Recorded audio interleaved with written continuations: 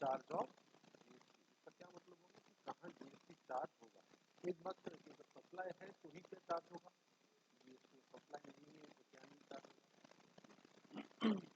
कैसे, किस कितना, ये सब इन चैप्टर में हम क्या करेंगे, पढ़ेंगे। क्या क्या हमें after studying this chapter you will be able, क्या समझ पाओगे, explain the extent and commencement of GST law, कहाँ कहाँ लगता है जीएसटी लॉ और कब से लगता है। डिस्क्राइब इंट्रा स्टेट सप्लाई मतलब within the state supply and inter state supply मतलब from one state to another state and supply in the territorial water, पढ़ेंगे अपन टेरिटोरियल वाटर के बारे में।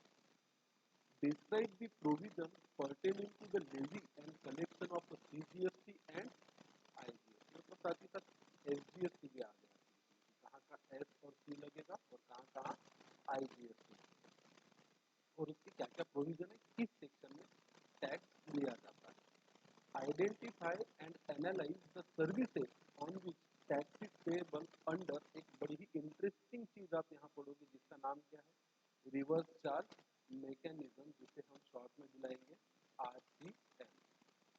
Understand and analyse the composition levy, eligibility for the same and condition to be fulfil. थोड़ा बहुत introduction हमने composition के बारे में पढ़ा था, जहाँ पे आपको इनपुट टैक्स क्रेडिट मिलेगा नहीं, और इसकी जर्नल एंट्रीज भी हमने पास की। Explain and analyze the option to pay tax at concessional rate under notification number 2 of 2019। ये भी एक एकदम अलग सी चीज है, जहाँ पे आपको कंसेशनल रेट से ऑप्शन दिया गया है क्या पे करने का, टैक्स पे, जीएसटी पे करने का। इसके बारे में भी समझेंगे। आइए, तो बड़ा इंटरेस्टिंग और प्रैक्टिकल बेस ये चैप्टर रहने वाला है। इंट्रोडक्शन से पढ़ते हैं। Power to levy tax is drawn from the constitution of India. Bharat सरकार को, स्टेट गवर्नमेंट को जीएसटी लगाने का अधिकार कौन देता है, हमारा संविधान। To pave way for the introduction of GST 101 constitutional amendment was pass, ये हम कहाँ पढ़ चुके हैं, यूनिट नंबर 1 में। By virtue of this act, central excise duty, additional duty of custom, state VAT and certain state specific taxes and service tax were subsume मतलब included into the comprehensive GST. और इन्होंने भी लिखा है कि ये सब कुछ हम कौन सी यूनिट में डिस्कस कर चुके हैं, फर्स्ट यूनिट में डिस्कस कर चुके हैं। The very basis for the charge of tax in any taxing statute is a taxable event। ये भी हम डिस्कस कर चुके हैं कि टैक्स लगाने के लिए वो कौन सा इवेंट होना चाहिए जिसके बेसिस पे ये तय हो कि सरकार को टैक्स लेने का अधिकार है और आप टैक्स पे करने के लिए लायबल हो। उस इवेंट को क्या बोला जाता है, ये टैक्सेबल इवेंट। और वो टैक्सेबल इवेंट क्या है, supply. That is the occurrence of an event which triggers levy of क्या tax. triggers levy of tax मतलब जिम्मेदारी तय हो जाना किसकी, एक टैक्सेबल पर्सन की, मुझे क्या पे करना है, टैक्स, और अधिकार मिल जाना सरकार को कि हमें इससे क्या लेना है, टैक्स लेना। As discussed earlier, the taxable event under GST is very simple, single word का आंसर है इसका। What is the taxable event and that is a supply। वही तो यूनिट नंबर क्या था हमारा, 2। CGST and SGST, UTGST are levied on all intra-state supply।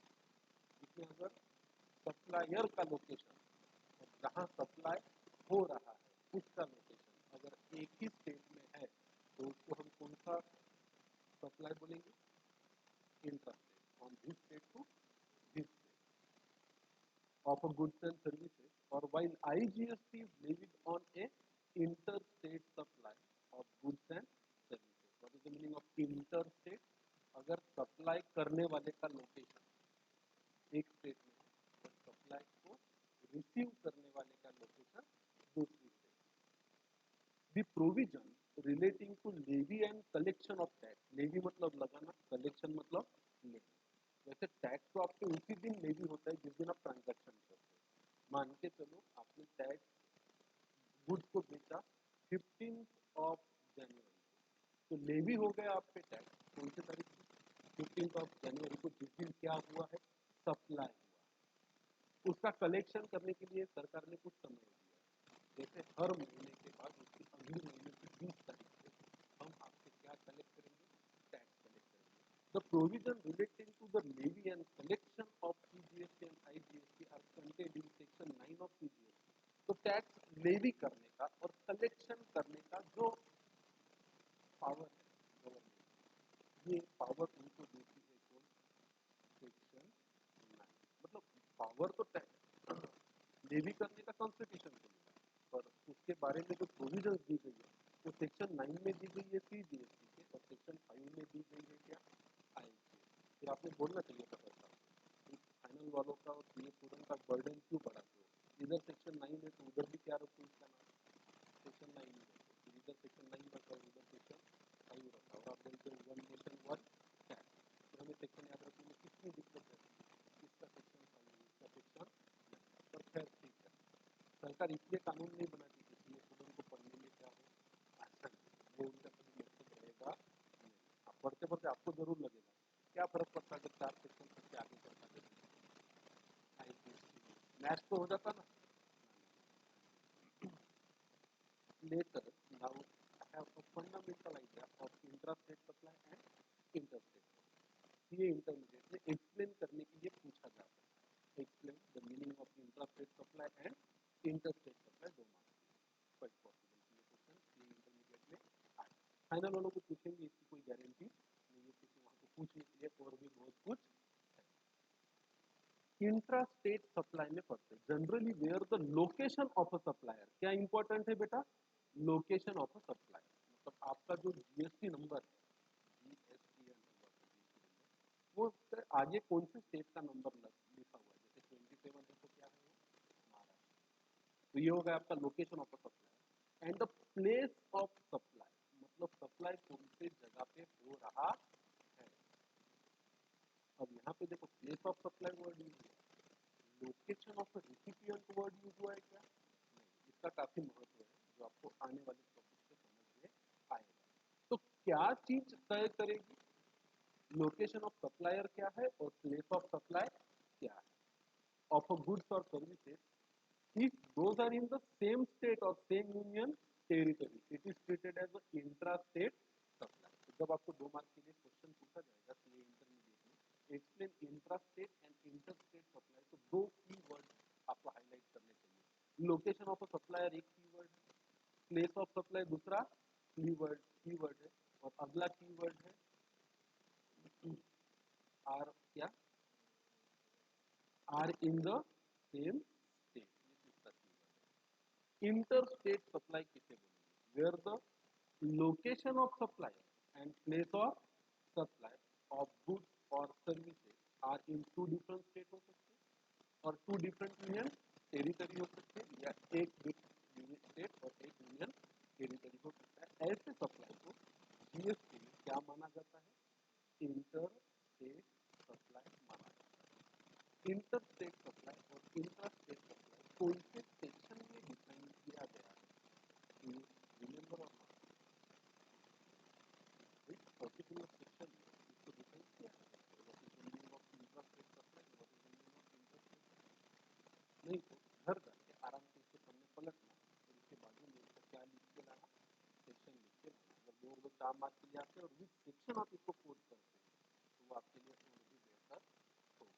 नहीं तो इतना लिखा तो भी ठीक है। आगे कुछ रिलेवेंट डेफिनेशन की बात करते हैं। सेंट्रल टैक्स का मतलब क्या होता है? Means the central goods and service tax. Central tax का मतलब होता है सीजीएसटी, लेविड अंडर सेक्शन 9। ये लेवी कौन से सेक्शन में किया जाता है? 9। आईजीएसटी कौन से सेक्शन में लेवी किया जाता है? 5। और ये सेंट्रल टैक्स मतलब central goods and service tax levied under section 9, ये कहाँ लिखा हुआ है? Section 2 sub section 1। तो सेक्शन 2 सब सेक्शन 1 पहले आएगा बेयर एक्ट करते वक्त, उसमें डेफिनेशन रहेगी किसकी? सेंट्रल टैक्स की, तो ये बताएगा कि सेंट्रल टैक्स का मतलब वो टैक्स जो लेवी किया जाएगा अंडर सेक्शन 9। वैसे ही इंटीग्रेटेड टैक्स अगर आप पढ़ोगे तो इसकी डेफिनेशन मिलेगी आपको सेक्शन 2 सब सेक्शन 58 में, जो ये कहेगा कि integrated tax means IGST levied under the integrated goods and service tax. कौन सा section? 5, under section 5 of IGST. State tax का मतलब क्या होता है, ये आपको मिलेगा लिखा हुआ बेयर एक्ट में सेक्शन 2 सबसेक्शन 104 में, जो ये कहेगा कि leave a tax levied under the state goods and service tax act, और इसका भी सेक्शन 9 ही है। हर स्टेट का जो सेक्शन है वो किससे मिलता जुलता, सीजीएसटी से मिलता जुलता। गुड्स का मतलब क्या होता है ये पहले भी हमने पढ़ा था, इसकी डेफिनेशन दी है सेक्शन 2 सबसेक्शन 52 में, जो कहता है means every kind of movable property other than क्या, मनी एंड सिक्योरिटी, बट क्या इंक्लूड करता है, actionable claim, growing crop, grass and hills attached to or forming part of a land which are agreed to be served before the supply or under the contract of supply। इसको हम already discuss कर चुके हैं unit number 1। E commerce operator important एक terminology रहेगी आपके लिए before you start learning. What is the meaning of e commerce operator, तो मैं बोलता हूँ Amazon and Flipkart are the Myntra are the e commerce operator, जहाँ बायर कोई और है, सेलर कोई और है, बायर और सेलर को कनेक्ट कर देने का काम कौन करता है, अमेजॉन और फ्लिपकार्ट। जैसे मेरी एजेंसी है, मैं लैपटॉप खरीदता हूँ, मैंने अपने आप को रजिस्टर करा लिया कहाँ पे, अमेजॉन पे, अपने प्राइसिंग डाल दिए, प्रोडक्ट की डिस्क्रिप्शन डाल दिए, बायर अगर उसको सिलेक्ट करता है तो अमेजॉन के थ्रू ऑर्डर करेगा, मुझे उसका इंटीमेशन आएगा और मैं कहे हुए एड्रेस पे क्या डिलीवर कर दूंगा, गुड डिलीवर कर दूंगा। Whether Amazon is buying anything, whether Amazon is selling anything, buyer is, suppose you are ordering, so you are a buyer. Seller can be any individual who owns a shop anywhere in India. So they facilitate the trade between the buyer and seller. So definition के हिसाब से देखा जाए तो section 2 subsection 45 e commerce operation operator की definition में बोलता है means any person who owns या फिर ऑपरेट और मैनेजेस डिजिटल और इलेक्ट्रॉनिक फैसिलिटी, क्या वर्ड यूज हुआ है यहाँ पे, फैसिलिटी और प्लेटफॉर्म फॉर इलेक्ट्रॉनिक कॉमर्स।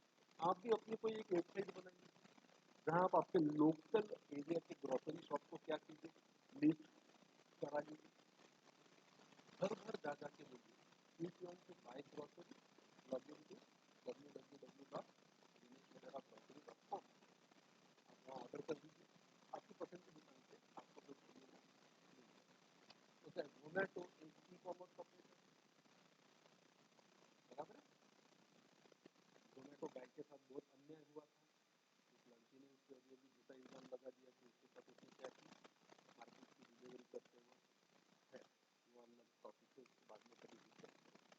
तो ई कॉमर्स ऑपरेटर कौन है, जो फैसिलिटी प्रोवाइड करता है किसी भी प्रकार की इलेक्ट्रॉनिक फैसिलिटी या प्लेटफॉर्म और ऑनलाइन बाइंग एंड सेलिंग, जिसको हम बोलेंगे इलेक्ट्रॉनिक कॉमर्स। आप एग्जाम्पल लिख लीजिए, अमेजॉन, फ्लिपकार्ट, मिंत्रा या जोमेटो।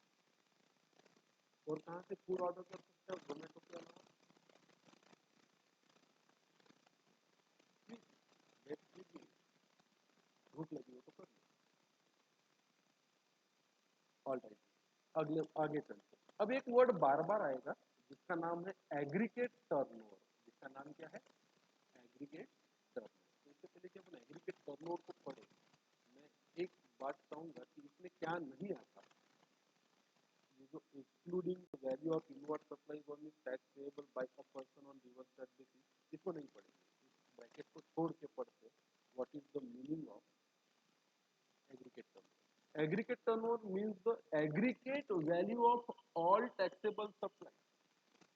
फिर ये भी समझना चाहिए what is the meaning of taxable supply, उसके बाद में आएंगे aggregate value of all taxable supply, एग्जम supply, export of goods or services, or both in interstate supplies of a person having a same permanent account to be computed on all India basis, but excludes central tax, state tax, union territory tax, integrated tax and sales। मतलब क्या है आपका turnover, aggregate turnover मतलब aggregate है, पूरी की पूरी total करो, किसकी टोटल करो, आपके सारे टैक्सेबल सप्लाई प्लस आपके एग्जाम सप्लाई जिससे टैक्स नहीं लगता है।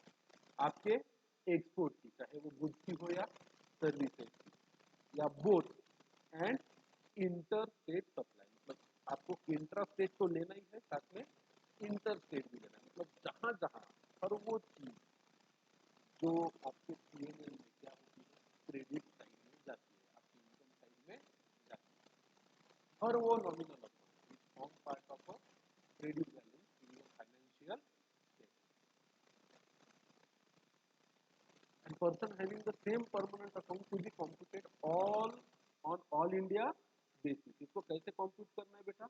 All India basis. Example, Ram एक टैक्सेबल पर्सन, इसका महाराष्ट्र में रजिस्ट्रेशन, इसका एमपी में भी रजिस्ट्रेशन, इसका गोवा में भी क्या है, रजिस्ट्रेशन. तो इसका एग्रीगेट टर्नओवर क्या होगा? Maharashtra plus MP plus Goa से किए गए सारे के सारे सेल्स या सप्लाई, बराबर है.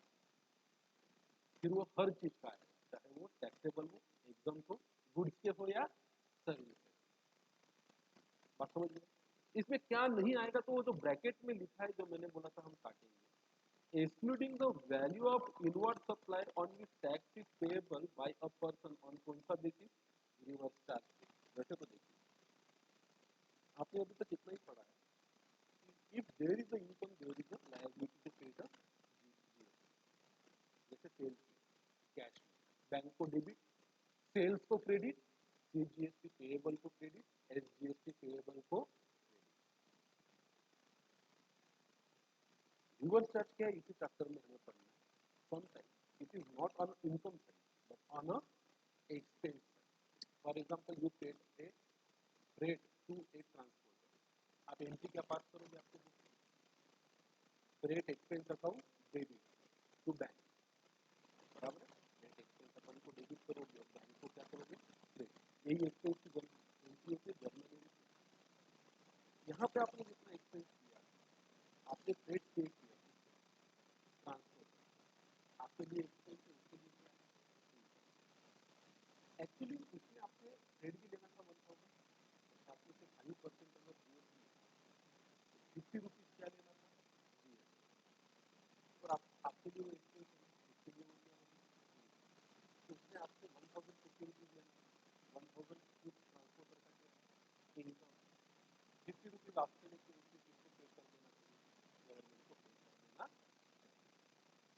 बट अब ट्रांसपोर्टर बोलता है कि हम नहीं करेंगे, किसी को जीएसटी का पैसा लेंगे नहीं, तो सरकार को देंगे, क्योंकि हम घूमते रहते हैं, हमारे पास एक्स्ट्रा है, हम कहाँ इन सब चीज़ों का हिसाब रखेंगे, कंपनी बोलते पैसे अपना रिटर्न बनाए और सरकार को क्या दे? पैसा. फिर सरकार को लगा कमाया तो ट्रांसपोर्टर ने क्या? पैसा. तो उसकी जिम्मेदारी तो बनती है कि इससे भाड़ा दिया, रेट दिया, रेट, इससे रेट भी दे और साथ में क्या ले?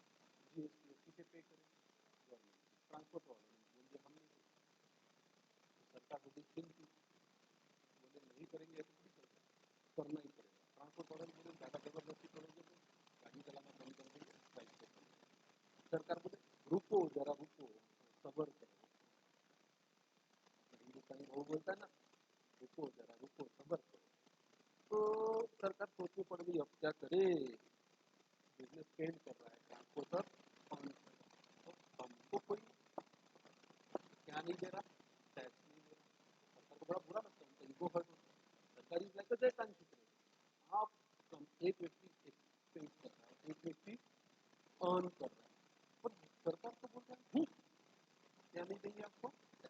तो सरकार ने रिवर्स चार्ज मैकेनिज्म बनाया. अब सरकार ने क्या बोला, एक काम कर दो, तुम अगर बिजनेस ट्रांसपोर्टर को क्या दे रहे हो, 1000 रुपये में 5% का रेट, तो जीएसटी कितना बन रहा है? 50 रुपये. वैसे तो तुम्हें उसको 1050 देने चाहिए, तो वो 50 हमें दे देगा. तो सरकार ने बिजनेसमैन बोले वेरी ना, बिल्कुल देंगे, हम क्यों नहीं देंगे, हम तो हमारे हर एक्सपेंस क्या पे करते हैं. तो सरकार ने बिजनेसमैन को बोला कि वो ट्रांसपोर्ट को बोलता है कि वो आपको जीएसटी देगा नहीं, और हमको एक काम करो, 1000 तुम उसको दे, तो 50 रुपये उसको देने की बजाय तुम ही किसको दो? गवर्नमेंट. तो बिजनेसमैन बोला अब हमारा जीएसटी, अगर हम उसे 1000 रुपीज का रेंट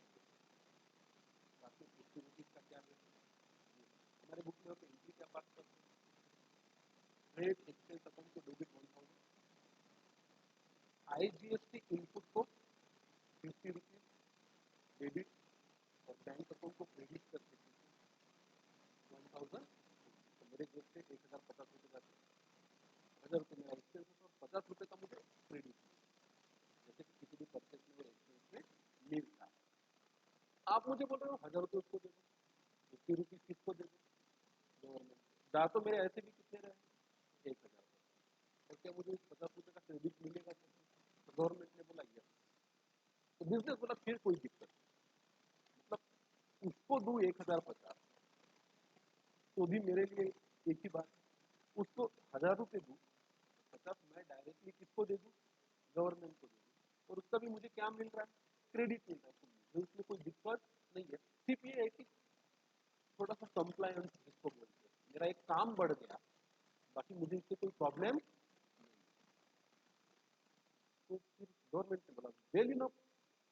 तो वैसे तो अक्सर हम ये मानते थे कि फॉरवर्ड चार्ज बेसिस पे क्या लगना चाहिए, जीएसटी, मतलब जो चीज आपके बुक ऑफ अकाउंट में क्रेडिट हो रही है उस पे ही क्या चार्ज होना चाहिए, जीएसटी। तो यहाँ तो कुछ एक्सपेंस आपके बुक ऑफ अकाउंट में डेबिट हो रहे हैं, उस पर भी आपको क्या पे करना है, जीएसटी। तो बिजनेसमैन ने बोला हम कर रहे हैं। तो बिजनेसमैन ने फिर मुझसे पूछा किसी ने, ये नया है, फिर इसकी जर्नल एंट्री क्या बात है, जर्नल एंट्री समझ 500 मैंने बोला 1000 रुपये किसको दे दिया, ट्रांसपोर्ट एंट्री क्या बात करो, ट्रांसपोर्ट चार्जेस या बैंक अकाउंट को डेबिट और बैंक को 1000 रुपये चला गया। अब आपने लाइबिलिटी आ गई कि आपको सरकार को कितने रुपए देने, अच्छा, और आपको क्या क्लेम करना है उसका, आईटीसी। अब एक एंट्री मारो ना सीधे। हाँ, तो बिजनेसमैन ने पूछा अब मैं क्या एंट्री पास करूँ कि 1000 रुपीज पे करके पेड को डेबिट किया और बैंक को 50 रुपये गवर्नमेंट को देंगे तो बैंक को डेबिट होगा 50, तो डेबिट किसको होगा, आईजीएसटी इनपुट। बस बात इतना ही आपको करना। और इस तरीके के मैकेनिज्म को क्या बोला जाता है, RC, reverse charge mechanism. Forward charge किसको बोलेंगे, जहाँ आप इनकम कमा रहे हो, जिससे इनकम ले रहे हो उससे इनकम भी लीजिए, मतलब सेल का पैसा भी लीजिए, साथ में जीएसटी भी लीजिए, तो आपकी लाइबिलिटी है, और उसको किसको पे कीजिए, गवर्नमेंट को पे कीजिए। आरसीएम क्या है, आप एक्सपेंस का पैसा भी दीजिए उस व्यक्ति को जिससे आपने क्या किया, खर्चा किया या सर्विस की या गुड, और उसका टैक्स आप ही पे कीजिए, किसको, गवर्नमेंट। इसको कौन सा चार्ज बोला गया था, रिवर्स चार्ज। तो जीएसटी में टैक्स लगने के दो प्रकार के charge, forward charge and reverse charge. If unless otherwise told, unless otherwise told या specifically mentioned by law, every transaction के अंदर आपको टैक्स भरना है, कौन से मैकेनिज्म में, फॉरवर्ड चार्ज। फिर रिवर्स चार्ज में किन किन ट्रांजेक्शन पे क्या पे करना है आपको, जीएसटी। इसकी एक एग्जॉस्टिव कौन जारी करेगा, गवर्नमेंट जारी करेगा। इसमें से एक services from the goods transport, और भी कई सारी सर्विसेज है जो आरसीएम के पैराग्राफ में जाकर हम पढ़ेंगे। तो एग्रीगेट टर्नओवर में क्या नहीं आता था आरसीएम के अंदर, आरसीएम के अंदर जितने आपने एक्सपेंस किए, ऐसे एक्सपेंस जिसमें आपने क्या पे किया है टैक्स, आरसीएम के अंदर पे।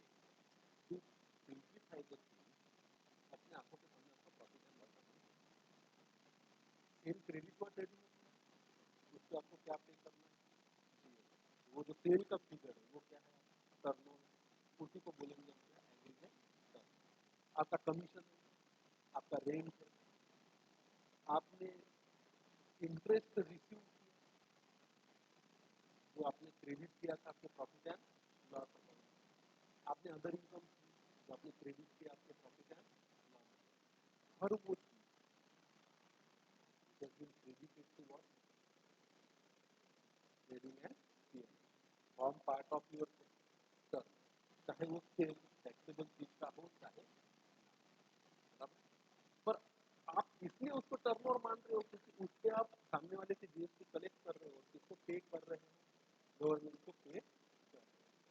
तो उस लॉजिक के हिसाब से आप इधर एक्सपेंस भी कर रहे हो, जो पीएनएल में क्या कर रहे हो, डेबिट, उस पर भी आप ही क्या पे कर रहे हैं, गवर्नमेंट को टैक्स पे कर रहे हैं, पर उसको लेना नहीं।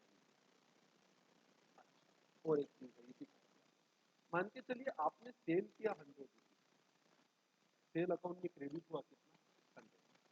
सीजीएसटी आउटपुट में गया 9 रुपीज, एसजीएसटी आउटपुट में गया 9 रुपीज, टोटल पैसा आया बैंक अकाउंट में डेबिट 118 रुपीज। तो what is your aggregate turnover, 100 rupees की 118? 100 रुपीज। और ये कहाँ लिखा है इस डेफिनेशन में, but exclude the central tax, state tax and union territory tax and integrated tax and cess. मतलब सिर्फ और सिर्फ वो अमाउंट जो नॉमिनल अकाउंट क्या होती है, क्रेडिट। अब नॉमिनल ही आपने मशीन की क्या बेची, एंट्री क्या करोगे, बैंक को डेबिट और मशीन को सप्लाई तो हुआ है ना, वो भी फॉर्म पार्ट करता है किसका, मोटा मोटी everything will credited to trading account and PL account, और anything which is been credited to any real account, machine, building. बराबर है। यहाँ गुड्स का बोला है सब, उसको यार एनीथिंग जो आपका फॉर्म पार्ट करेगा जिसका टर्नओवर। अकाउंट से टर्मिनोलॉजी में टर्नओवर का मतलब क्या होता है, सेल। टर्नओवर का मतलब क्या होता है, सेल। बराबर है ना। जीएसटी की टर्मिनोलॉजी में सेल मतलब हर वो अमाउंट, हर वो चीज का सप्लाई जो आपने किया, गुड्स का हो, सर्विस का हो या इस पे प्रैक्टिकल केस स्टडी बनता है। तो क्वेश्चन पूछा जाता है 5 मार्क्स के लिए, डिटरमाइन द एग्रीगेट टर्नओवर। जब अपन मॉक टेस्ट पेपर, आरटीपी और past examination question paper solve करेंगे, तो आपको डेफिनेटली फाइनल लेवल पे, इंटरमीडिएट लेवल पे 5 मार्क्स के लिए केस स्टडी और क्वेश्चन मिलेगा, जिसमें आपको तय करना होगा क्या उसका एग्रीगेट टर्नओवर। हमें ये करके आना चाहिए। अब एक और चीज आपको कहीं ना कहीं क्रॉस होगी, जिसका नाम है कस्टम फ्रंटियर ऑफ इंडिया। इसमें लिखा है means the limit of a custom area. Custom area is the area of a custom station of or a warehouse, and includes any area in which imported goods or goods to be exported are ordinarily kept before clearance by the custom authority। तो देखिए भारत का नक्शा है, बराबर है। यहाँ पे port में एक कस्टम का क्या बना हुआ है, डेपो बना हुआ है, जहाँ पे इंपोर्ट किया हुआ गुड्स स्टोर किया जाता है और एक्सपोर्ट करने से पहले, क्लियरेंस से पहले यहाँ से माल रखना होता है। उस एरिया को कौन सा एरिया बोला जाता है, कस्टम फ्रंटियर ऑफ इंडिया। ये इंटरमीडिएट में ये वाला टॉपिक नहीं, ये फाइनल में क्योंकि कस्टम एक्ट ये इंटरमीडिएट में एक्चुअली, पर इसको डिफाइन भी किया है section 2 of 11 of the customs act 1962। ये जीएसटी एक्ट का कहीं भी इसका उल्लेख इसका। आगे है नॉन टैक्सेबल ऑनलाइन रिसिपिएंट। बड़ी ही इंटरेस्टिंग, बड़ी ही क्या है, interesting. Non taxable online recipient means ये कोई भी गवर्नमेंट हो सकती है, ये कोई भी लोकल अथॉरिटी हो सकती है, ये कोई भी गवर्नमेंटल अथॉरिटी हो सकती है, या ये कोई भी एक क्या हो सकता है, इंडिविजुअल हो सकता है, और any other person not registered, कोई भी व्यक्ति हो सकता है जिसका कोई जीएसटी में रजिस्ट्रेशन नहीं है। एंड रिसीविंग ऑनलाइन इंफॉर्मेशन, ये वो व्यक्ति होता है जो रिसीव करता है क्या, online information and database access, और नेट से कोई भी इंफॉर्मेशन, माहिती, कंटेंट को रिट्राइव कर सकता है, डाउनलोड कर सकता है, जिसको बोला जाता है OIDAR। मतलब क्या, online information and database access और retrieval services in relation to any person other than commerce, industry और एनी अदर बिजनेस और प्रोफेशन लोकेटेड इन क्या, टैक्सेबल टेरिटरी। मैं एग्जांपल के साथ आप एक बहुत अच्छा ग्राफिक डिजाइन बना रहे हैं, जिसके लिए आपको एक बढ़िया से बैकग्राउंड की जरूरत है। तो आप गूगल पे अट्रैक्टिव बैकग्राउंड टाइप इमेज, अब आपको वहाँ पे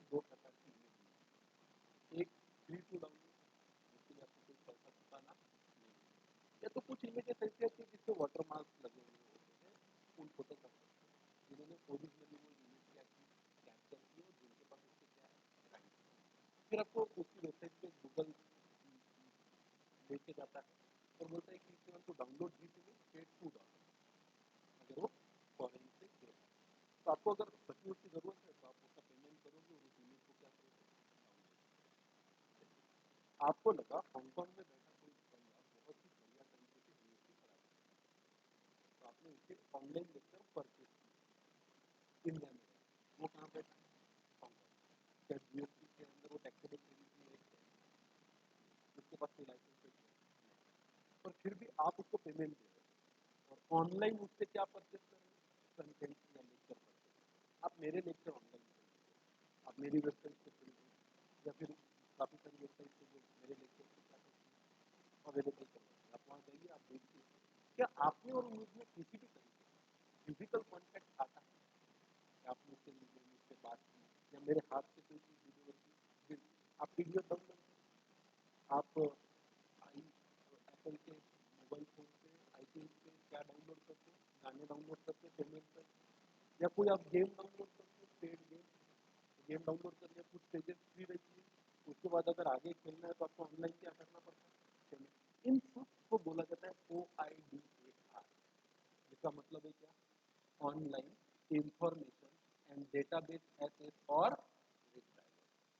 अब ये नॉन टैक्सेबल ऑनलाइन रिसिपिएंट कौन नॉन टैक्सेबल ऑनलाइन रिसिपिएंट कौन है जो ऐसा व्यक्ति जो ऐसे चीजों को क्या कर रहा है ऐसी सर्विसेज को बाय कर रहा है रिसीव कर रहा है और वो रजिस्टर्ड उसको बोलेंगे नॉन टैक्सेबल ऑनलाइन रिसिपिएंट। तो आप मुझे बताइए ना एज ए इंडिविजुअल आप एक फाइनेंशियल स्टूडेंट आप मेरे लेक्चर ऑनलाइन देख रहे हैं मुझे पेमेंट कर रहे हैं आप तो ऑनलाइन रिसिपिएंट हो मेरे सर्विस का पर क्या आपके पास जीएसटी नंबर है क्या नहीं है ना तो आप बन गए क्या नॉन टैक्सेबल ऑनलाइन रिसिपिएंट। अब देखो इसमें गवर्नमेंट को कोई दिक्कत नहीं अगर मेरे पास मैं रजिस्टर्ड पर्सन हूँ अंदर मैंने आपको देखे मेरे लेक्चर तो मान के चलिए मेरे लेक्चर की कॉस्ट 10,000 तो मैंने आपसे 10,000 दीजिए 1,800 तक क्या किया जीएसटी लिया और गवर्नमेंट को क्या कर दिया पे कर दिया इसमें कोई प्रॉब्लम नहीं है। जिसका दिक्कत कब आएगा जब अपन आगे इसी टॉपिक में आगे बढ़ेंगे आप फॉरेन से कोई कंटेंट खरीदते हो जो ऑनलाइन फिर उसको क्या करते हो आप पेमेंट करते हो उसके पास तो जीएसटी नंबर आपके पास भी क्या नहीं जीएसटी नंबर फिर आपने मान के चलो एक अच्छी सी कोई डिजिटल बैकग्राउंड वाली फोटो या इमेज बाहर से फॉरेन से परचेज की तो आपने तो खरीदा आपको नॉन टैक्सेबल फिर क्या सरकार आपको नोटिस भेज के ये बोलेगा कि उस पर तो हम टैक्स नहीं ले सकते क्योंकि वो बैठा है यूएसए में उससे तो आपको कुछ देता है तो ऑनलाइन देता है आपने पेमेंट भी कैसा किया ऑनलाइन आप हमें टैक्स दीजिए और ऐसे तो कितने सारे लाखों करोड़ों लोग हैं तो छोटी मोटी चीज़ें फॉरेन से खरीद फिर उनसे टैक्स लगाने के लिए दिक्कत आएगी इसके लिए कैसे टैक्सीबिलिटी रहेगी who will be the responsible to pay the tax to the government। इसलिए आपको ये समझना होगा कि कौन है नॉन टैक्सेबल ऑनलाइन रिसिपिएंट। तो मेरे ऑनलाइन लेक्चर देखने वाला हर स्टूडेंट क्या है नॉन टैक्सेबल ऑनलाइन रिसिपिएंट बराबर। अब ये कोई भी हो सकता है ये गवर्नमेंट हो सकती है ये लोकल अथॉरिटी हो सकती है कोई इंडिविजुअल हो सकता है जो रजिस्टर्ड नहीं है और जो ले रहा है OIDAR मतलब online information and database access और रिट्राइवल की सर्विसेज। और ये कभी गुड्स नहीं हो सकती गुड्स कभी ऑनलाइन नहीं बेचे और खरीदे जा सकते मतलब खरीदे लेके जा सकते तो उसकी डिलीवरी फिजिकली करनी पड़ेगी तो ये सर्विसेज की होती है। फिर ये क्या है explanation for the purpose of this cost government authority को कुछ ज़्यादा कुछ देने की जरूरत नहीं कोई भी authority setup by the act of parliament और क्या state legislator establishment by any government with 90% of more participation by of equity or control to carry on any function entrusted to the panchayat under the article 243G or a municipality under article 243W of a constitution of India। ज़्यादा relevance नहीं है मैं इससे ज़्यादा महत्व का समझता नहीं बस ये है आप अगर मेरे ऑनलाइन देख लेक्चर देख रहे हैं तो आप दोनों सरकार के नॉन टैक्सेबल ऑनलाइन आपके पास जीएसटी नंबर नहीं है, आप रजिस्टर नहीं हो और आप जिस भी चीज़ के लिए पैसा दे रहे हो उसमें आपका और मेरा कोई फिजिकल कॉन्टैक्ट है फेस टू फेस कनेक्शन कभी आता। क्वेश्चन पेपर आपने खरीद लिया, मॉक टेस्ट पेपर खरीद, सब ऑनलाइन कोई का पेमेंट नहीं किया, ऑनलाइन बदलने की पीडीएफ आपको दी या अपनी डाउनलोड कर, तो आप कौन बन गए?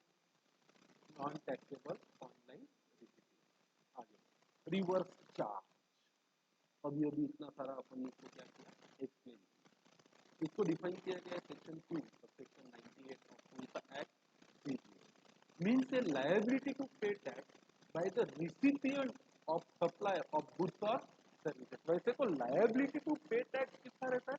सप्लायर ऑफ अ गुड्स और सर्विस। जो सप्लायर होता है गुड्स और सर्विसेज का, वो अपना गुड्स सप्लाई करता है, वो अपनी सर्विसेज सप्लाई करता है, बदले में अपने गुड्स के क्या लेता है? पैसे, और साथ में क्या लेता है? जीएसटी। और वो लिया हुआ जीएसटी किसे पे करता है? गवर्नमेंट को पे करता है। तो जनरली अभी तक हमने यही कहा कि लायबिलिटी टू कलेक्ट एंड पे tax is on the person who is supplying, या सिंपल लैंग्वेज में सेलिंग गुड्स और services. But in certain there is a liability on the person where he is not selling or earning anything by way of a supply of goods or services, but he is spending on some kind of a services particularly. Means the liability to pay tax by the recipient of supply of goods or services or both instead of a supplier of such goods or services or both under section 9 या under section 5 of IGST or CGST or IGST. What is the meaning of reverse charge? Reverse charge का मतलब होता है liability to pay tax on the recipient of the supply of goods और getting the point. What is the meaning of service? Anything other than goods. Simple, service का कोई definition नहीं, जो goods नहीं है वो क्या है? Service. Anything other than goods, other than money and other than security, but includes activity relating to the use of money or its conversion by cash or any other mode from one form to another form, one currency to another currency, one denomination to another denomination to another, one form to another form, one currency to another currency or denomination for which a separate consideration is charged. इसको हम already discuss कर चुके हैं unit number.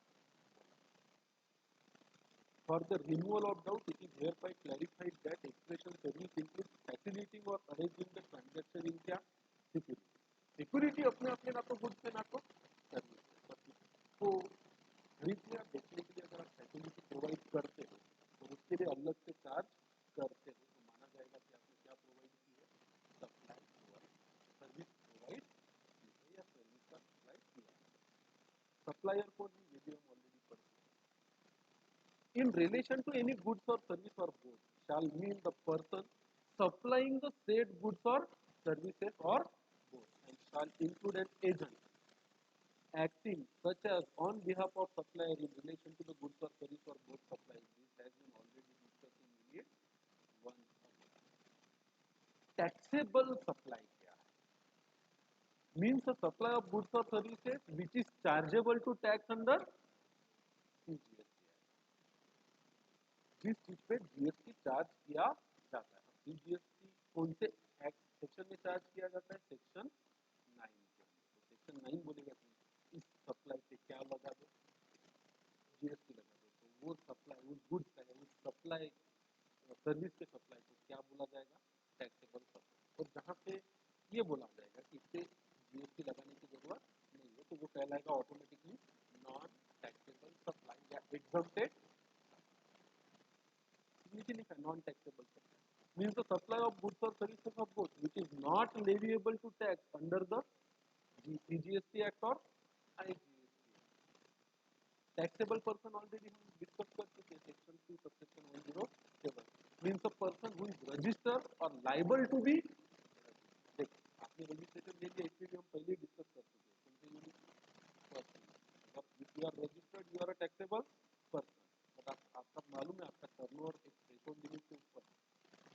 आपने जानबूझ के क्या नहीं लिया, रजिस्ट्रेशन नहीं लिया, but you are liable to be registered. तो आपको जबरदस्ती रजिस्टर्ड करवा के आपको क्या वसूल करेंगे, टैक्स वसूल करेंगे। तो आप सरकार की नजर में कौन हो, एक टैक्सेबल पर्सन। रिसिपिएंट कौन है, रिसिपिएंट हो सकता है गुड्स का या रिसिपिएंट हो सकता है सर्विस का। Where the consideration is payable for the supply of goods और सर्विसेज और both the person who is liable to pay the consideration. जो व्यक्ति जिम्मेदार है क्या पे करने के लिए, अरे पैसा चुकाने के लिए गुड्स का या सर्विसेज का, उसको माना जाएगा रिसिपिएंट ऑफ गुड्स और क्या सर्विसेज। तो मानो कि मैं कहीं बॉम्बे में, मेरी वाइफ नागपुर में, अब एनिवर्सरी पे मैंने बोल दिया फ्लावर मर्चेंट कि मेरी मैरिज एनिवर्सरी पे एक बुके कहाँ पहुँचा दो, मेरे घर पे पहुँचा दो, साथ में केक भी पहुँचा दो। तो सप्लायर कौन है, बुके फ्लावर मर्चेंट या केक की शॉप, उसको कंसिडरेशन या पैसा देने की लायबिलिटी मेरी वाइफ की है कि मेरी है, कैसे कॉन्फिडेंस से बोल सकते हो आप। मैंने बोला पैसे भी दे दूँ, हाँ ठीक है, तो मैंने बोला कैश ऑन डिलीवरी ले लेना, तो शायद ये रिश्ता क्या कहलाता है, ये रिश्ता कुछ नहीं कहलाएगा, उसके बाद टूट जाएगा शायद। तो चलो मैंने उसको पेमेंट भी कर दिया, घर पे क्या भिजवा दिया मैंने, नहीं भी पैसे देता क्या है, तो लायबिलिटी किसकी है, मेरी। तो यहाँ पे भले ही वो गुलदस्ता वो केक किसे मिला, मेरी वाइफ को मिला घर, but who will be the recipient of that good in the eyes of the law, I am the person who is liable to pay the consideration. Business की टर्मिनोलॉजी में आप एक डिस्ट्रीब्यूटर, आपने एसीसी कंपनी के cement और आपने बोला कि एक ट्रक जो सीमेंट का है वो मेरे डेपो पे ना पहुँचा दिए, मेरा जो डीलर है उसके डेपो पे पहुँचा दिए। तो एसीसी कंपनी अपना ट्रक सीमेंट लोड करके आपके डीलर के डेपो पे जो उसके गोडाउन पे डिलीवर कर दिया। अब ट्रांजेक्शन में एसीसी के लिए सेल किसको करेगा, वो आप एक इनवॉइस और रेज करोगे आपके डीलर के नाम पे, तो क्या माना जाएगा कि यहाँ पे एसीसी से जो माल निकला है उसका रिसिपिएंट कौन है, आप, भले माल की डिलीवरी कराने आपके डीलर को। तो कानून ये कहता है कि किसकी लायबिलिटी है to pay the consideration, he is the recipient of that goods और where no consideration is paid. ये भी तो होता है कि जहाँ जहाँ माल एक जगह से निकलता तो है, दूसरी जगह पहुँचता है, पर क्या नहीं है उसमें, कंसिडरेशन पेएबल नहीं है। Where no consideration is payable for the supply of goods, the person to whom goods are delivered or made available, or to whom possession or use of a goods is given made available, and तो जिसके हाथ में माल दिया वो कौन माना जाएगा, recipient. जैसे जैसे मैंने बोला कि टोयोटा कंपनी को अपने लिए एक स्पेयर पार्ट बनाना है, उसके लिए उन्होंने मोल्ड खुद बनाया और बोला इस मोल्ड में आपका मेटल डाल के हम ये क्या बना के स्पेयर पार्ट बनाते हैं। तो उन्होंने औरंगाबाद में किसी एक कंपनी को वो मोल्ड भेज दिया। अब उस मोल्ड के बदले में कोई कंसिडरेशन पेएबल नहीं, तो यहाँ पर रिसिपिएंट को जिसको वो मोल्ड डिलीवर किया जाएगा। Are you getting my point? Where no consideration is payable for the supply of services, the person to whom services is rendered. अब सर्विसेज भी एक व्यक्ति ने दूसरे व्यक्ति को दी और उसके बदले में कोई कंसिडरेशन पेएबल नहीं है, तो रिसिपिएंट को जिसको सर्विसेज दी। तो मैंने बोला मेरे, अब मैं एक बिजनेस, मेरा एक सीए, मेरा एक फ्रेंड भी, उसको कुछ इशू उसके इनकम टैक्स के लिए, मैंने मेरे सीए को बोला काम कर, मेरे फ्रेंड को कुछ इशू है, तो सीए ने सर्विसेज प्रोवाइड किया किसको, मेरे फ्रेंड को, और यहाँ कोई कंसिडरेशन पेएबल नहीं, गुड फेथ में से, हालांकि मैं सीए को मेरे फ्रेंड और उसने मेरे फ्रेंड को भी कुछ कंसल्टेंसी ऐसे कहती है रिसिपिएंट ऑफ सर्विस मेरा फ्रेंड, जिसको एक्चुअली सर्विसेज क्या की गई, रेंडर की। हाँ, पर अगर इस केस में ये होता कंसिडरेशन पेएबल होता, किसको, मैंने मेरे सीए को बोला मेरा फ्रेंड का काम कर दिया, पैसा भी कौन दे रहा है उसको, मेरा फ्रेंड। तो कंसिडरेशन पे करने की लायबिलिटी किसकी है, मेरे फ्रेंड। तो रिसिपिएंट कौन है, मेरा फ्रेंड। इसमें केस और मैंने मेरे फ्रेंड को बोला उसको थोड़ा सा काम कर देना, क्या तुम्हारी फीस स्टार्ट करता है मुझे बता देना, मैं कैसे। अब मेरे लिए मेरे फ्रेंड को अपनी service provide, but liability to pay the consideration किसका है, मेरा है। अब इस केस में रिसिपिएंट ऑफ सर्विस को एक तो भी केस स्टडी बनती है कि he is the recipient of, and any reference to a person to whom supply is made shall be construed as a reference to the recipient of the supply and shall include an agent acting as such on behalf of the recipient in relation to the goods and service or both supply। ये भी हम already unit number 1 में क्या कर चुके हैं, discuss कर चुके हैं। Extent and commencement of the GST law, कहाँ तक लगेगा, कहाँ कहाँ लगेगा और कब से लगेगा। Central goods and service tax act 2017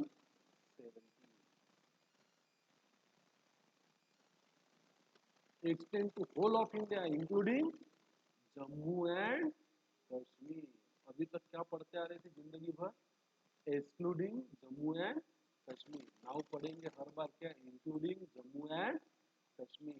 Bharat का एक अविभाज्य भाग है और अब उसका कोई स्पेशल स्टेटस रहा नहीं, क्योंकि आर्टिकल 370 को मोदी जी ने और अमित शाह जी ने मिलकर, इंडिया का मतलब territory of India as referred in Article 1 of the Constitution। Constitution को खोल के पढ़ लो, उसके आर्टिकल 1 में ही पता चलेगा कि what is the meaning of क्या, इंडिया। तो ये ऊपर जो दिख रहा है ना, ये जो भारत का नक्शा दिख रहा है, इसको बोला जाता है पॉलिटिकल फ्रंटियर्स ऑफ इंडिया। इसको क्या बोला जाता है, पॉलिटिकल फ्रंटियर्स ऑफ इंडिया। ये तो इंडिया है ही, और आपको पता है क्या, इसके अलावा इतना बड़ा समुद्र किनारा भगवान ने हमको दिया है ना, ये सारा का सारा समुद्र इंडिया नहीं कहलाएगा। भारत का पॉलिटिकल फ्रंटियर मतलब लैंड तो खत्म हो गई एक पर्टिकुलर जगह पे, उसके बाद सी है, उसके बाद इंटरनेशनल टेरिटरी चालू होती है। यहाँ पे भी समुद्र है और वो किसी देश का नहीं है, उसमें किसी का कब्जा नहीं है। पर भारत के किनारों को लगा हुआ कुछ एरिया भारत ही कहलाता है। एरिया क्या कहलाता है, भारत ही कहलाता है। वहाँ पे अगर कोई मच्छी पकड़ रहा है तो बोला जाएगा कि वो प्रोडक्शन कर रहा है चीज का, कहाँ पे, इंडिया। वो बोलेगा मैं तो जमीन से बाहर आ गया, तो नहीं, जमीन से बाहर मतलब कुछ पानी अभी भी किसका, भारत का। वहाँ से कोई पेट्रोल निकाल रहा है, डीजल निकाल रहा है, या वहाँ पे एक छोटा सा टापू है जहाँ पे एक व्यक्ति ने दूसरे व्यक्ति को गोल्ड बेचा, तो बोला जाएगा कि आपने ये ट्रांजेक्शन किसके टेरिटरी में किया है, इंडिया। Its territorial water. हर देश का अपना एक कुछ एरिया होता है अपनी जमीन की सीमाओं के बाहर, वाटर में, पानी में, जिसको बोला जाता है क्या, territorial water. Sea bed and subsoil underlying such water, continental shelf, exclusive economic zone, or any other maritime zone as referred in the territorial water constitution, sorry, continental shelf, exclusive economic zone, and other maritime zone at 1973। खैर वैसे ये अपने specialise पढ़ाई करनी है कि India की definition में क्या क्या आना चाहिए, पर ये फाइनली इससे भी क्या बनता है, केस स्टडी बनता है कि वेदर पार्ट ऑफ इंडिया और नॉट, तो इसको इंडिया में टैक्स लगना चाहिए या नहीं लगना। Air space above the territory and territorial water, हमारा आसमान भी हिंदुस्तान भी। और यहाँ पे एक बड़ी अच्छी डायग्राम, ये बेस लाइन है, यहाँ से जमीन खत्म और क्या चालू, समुंदर चालू। ये गोवा वाली बीच पे यहाँ पे कुछ लोग बैठे हुए हैं, ये बीच है, बीच में यहाँ से जमीन खत्म होगा और पानी स्टार्ट होगा। अब ये पानी भी क्या है, एकदम से थोड़ी ना डीप आता है, धीरे धीरे धीरे धीरे क्या होते जाता है, डीप। तो जमीन से जुड़ा हुआ ये जो नीचे वाला पोर्शन दिख रहा है ना, ये जो जमीन दिख रही है नीचे नीचे, तो जमीन से जुड़ी हुई क्या है, जमीन है एक पर्टिकुलर लेंथ, इसको बोला जाता है कॉन्टिनेंटल शेल्फ। ये भी भारत, तो इसके ऊपर का जितना भी पानी है वो भी क्या है, इंडिया ही। इसमें एक लिमिट होती है 12 नॉटिकल माइल, ऊपर लिखा है ना 12 NM, ये होता है टेरिटोरियल वाटर, मतलब यहाँ पे जाके आप बीच को एंजॉय कर सकते हो, टिकट चला सकते हो, तैर सकते हो, है ना। फिर उसके थोड़ा आगे आता है कंटिन्यूस जोन, थोड़ा डीप एरिया होता है पानी के अंदर, ये फैला हुआ होता है 24 नॉटिकल माइल। तो वैसे तो हम रोड का जो डिस्टेंस है वो किलोमीटर में गिनते हैं या माइल से गिनते हैं, तो वाटर के अंदर का जो डिस्टेंस होता है वो गिना जाता है कितने, नॉटिकल माइल में। और उसके भी आगे 200 नॉटिकल माइल्स तक क्या होता है, एक्सक्लूसिव इकोनॉमिक जोन। अब ये सब देश अपने समुद्र से लगी हुई चीजें अपने कब्जे में रखना चाहते हैं, तो हमारा इंडिया यहाँ तक फैला है, बराबर है। यहाँ कोई भी ट्रांजेक्शन अगर यहाँ पे किसी को पेट्रोल मिल जाए और यहाँ पे निकालता है तो माना जाएगा कि ये प्रोडक्शन कहाँ हो रहा है, इंडिया में। हाँ, इसके आगे फिर हाई सीज होता है, ये किसी देश का कुछ नहीं होता, यहाँ पे किसी का कोई कब्जा नहीं है, ये कोई देश नहीं बोल सकता कि ये हमारी टेरिटरी है, ये एक इंटरनेशनल टेरिटरी है, ये किसी देश का नहीं है। फिर इधर कोई और कंट्री होगी तो उनका भी ग्राफ ऐसे ही बनेगा, फिर उनका यहाँ से चालू हो जाएगा, ये उनके लिए उनका टेरिटोरियल वाटर, ये उनका कॉन्टिनेंटल शेल्फ, और उसके बाद उनका कंटिजियस जोन, और फिर उनका एक्सक्लूसिव इकोनॉमिक जोन, बीच का समुद्र किसी के बात का। आगे और एक देखिए जिसका मतलब है state GST law of the respective state union या territory with legislature, Delhi and Pondicherry, इसके अपने क्या है सबके लेजिस्लेचर, ये यूनियन टेरिटरी होने के बावजूद extend to whole of state and union territory. Maharashtra CGST act 2017 extend to whole of state of क्या, महाराष्ट्र। अब महाराष्ट्र क्या है, ये उसके लिए आपको फिर जाना पड़ेगा उसके पॉलिटिकल कंट्री, नक्शे में दिखता है ये क्या है, Maharashtra. State include union territory with, ये भी ऑलरेडी यूनिट नंबर 1 में हम क्या कर चुके हैं, डिस्कस कर। Integrated goods and service tax मतलब क्या, ये एक्ट मतलब क्या, ये extend to the whole of India including क्या, Jammu and Kashmir. CGST act पूरे हिंदुस्तान में अप्लीकेबल है, वैसे ही आईजीएसटी एक्ट भी पूरे हिंदुस्तान में अप्लीकेबल।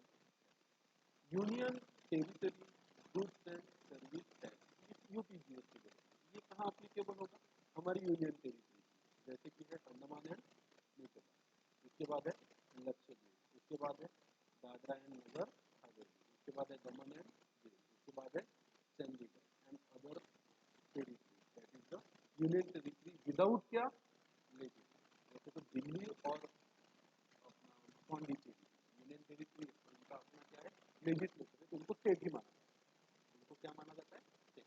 मतलब दिल्ली का डिनर आई यूटीजीएसटी नहीं लगता, सीजीएसटी और डीजीएसटी, एसजीएसटी, दिल्ली स्टेट का union territory means the territory of, फिर से वो रिपीट किया है, Andaman Nicobar, Lakshadweep, Dadra Nagar Haveli, Daman and Diu, Chandigarh and other territory आ गया। तो जिसके अपने लेजिस्लेटर है जीएसटी में उसको स्टेट ही माना।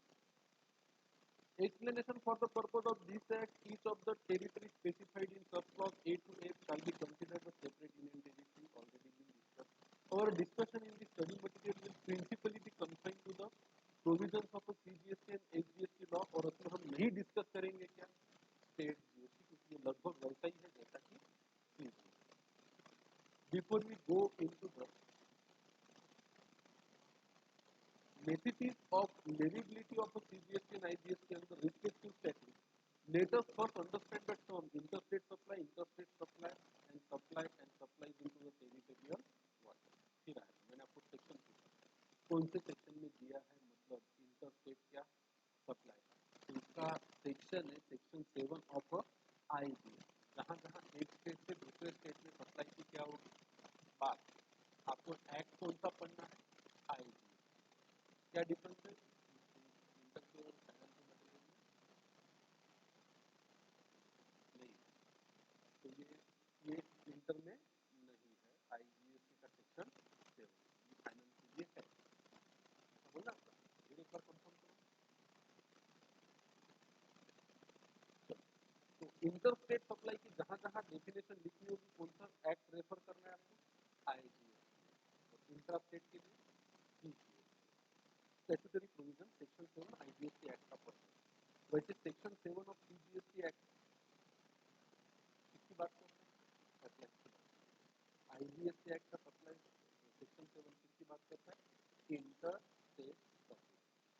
फिर एक लेटर को मुझे लगता है कि ये स्टूडेंट यूनियन में लिखना चाहिए गवर्नमेंट, बहुत सरदर्द है यार।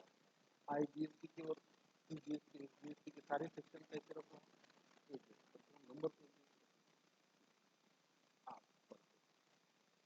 Section 7 subsection 1 subject to the provisions of section 10। अब हमें तो पता ही नहीं कि सेक्शन 10 की प्रोविजन है।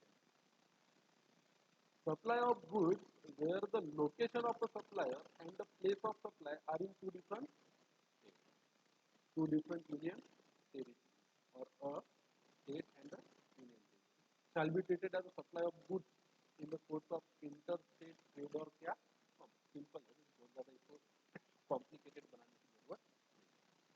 सप्लाई देने वाला तो सप्लाई अलग अलग स्टेट के लोग हैं जिसे माना जाएगा supply of goods in the course of interstate supply. यहाँ सर्विस का उल्लेख नहीं है, यहाँ सर्विस का उल्लेख। सेक्शन 7 के सबसेक्शन 2 में क्या बात है? Supply of goods imported into the territory of India till they cross the custom frontier की डेफिनेशन बताइए, पता है आपको?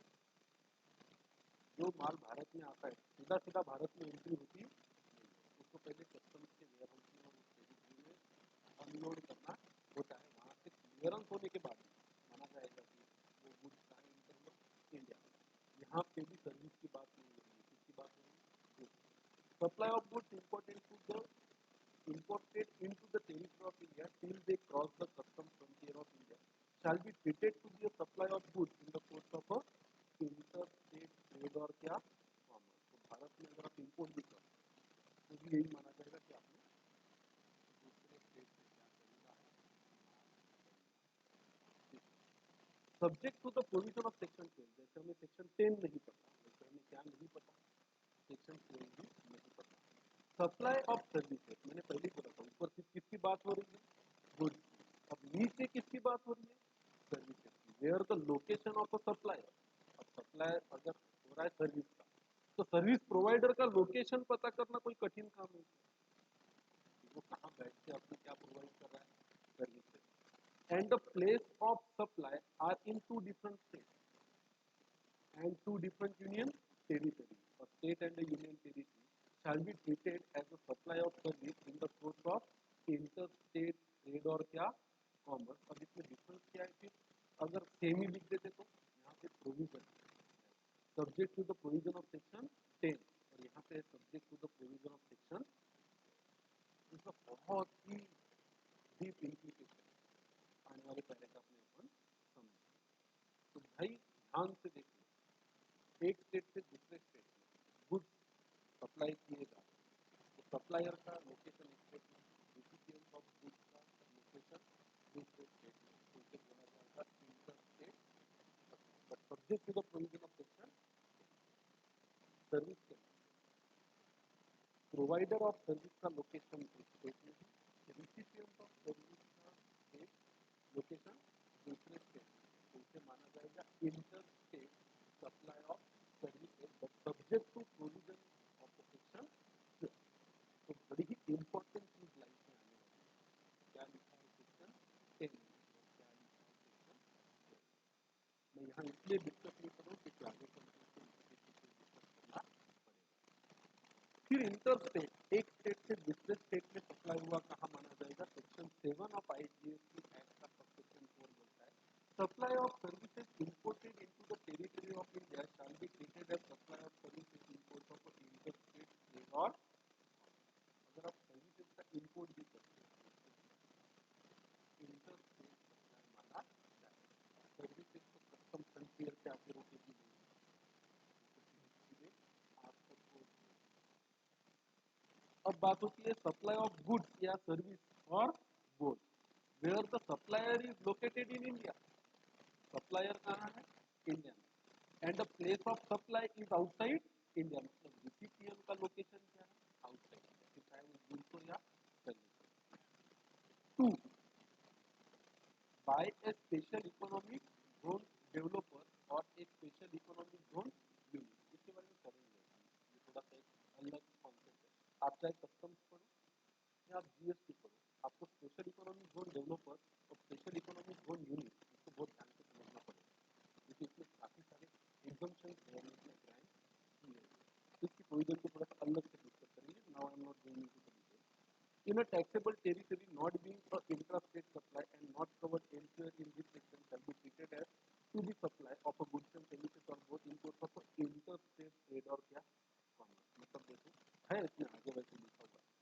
यूपी के यूपी में एक बिजनेसमैन का एक फैक्ट्री है जो है other than the area of S और वहीं पे 200 किलोमीटर का एरिया गवर्नमेंट ने डिक्लेयर किया है कि ये क्या है एसी है। तो यहाँ से यहाँ यूपी में भी सप्लाई हो रहा है एसी उसको हम विभिन्न स्टेट सप्लाई नहीं मानेंगे, क्या मानेंगे इंटर स्टेट सप्लाई मानेंगे। मतलब एस अपने आप में एक अलग टेरिटरी के तौर पे काम करेंगे, हालांकि वो एक्चुअली वैसा है नहीं, वो है उसी तो एक पर्टिकुलर एरिया है जिसको गवर्नमेंट ने डिक्लेयर किया उसको हम क्या बोलेंगे एस वहाँ पे एसी जेड से बाहर आने वाले माल को किसी स्टेट तो उस स्टेट से एसी जेड में जाने वाले गुड्स के सप्लाई को या सर्विसेज के सप्लाई को माना जाएगा सप्लाई ऑफ गुड्स और services in course of inter state from one state to है। इसमें आपके मटेरियल में को और ज़्यादा डिटेल में डिस्कस किया गया है तो अपन आएंगे और इसको एनालाइज इंटरेस्टिंग है तो शांति से पढ़ना है, आराम से पढ़ना है, समझ में आती है। This section, कौन सा सेक्शन?